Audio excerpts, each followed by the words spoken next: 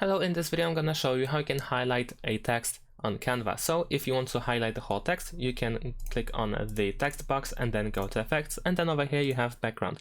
Here you can adjust the settings if you want to. You can make it more round or less round. You can change the spread, you can change the transparency as well as the color over here if really needed.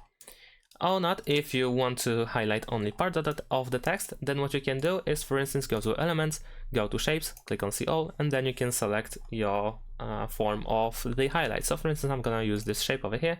I'm gonna change its color over here to yellow, let's say this one, and then I will only highlight the highlight part of this whole text. So I'm gonna resize it a little bit, gonna drag it like so, and then all I need to do is right click the shape, then we have layer, and then send backward. And now, as you can see, the highlight text is highlighted and only this part instead of the whole text. And that's it. Thanks for watching. Leave a like and subscribe to my channel, and see you in my next videos. Bye.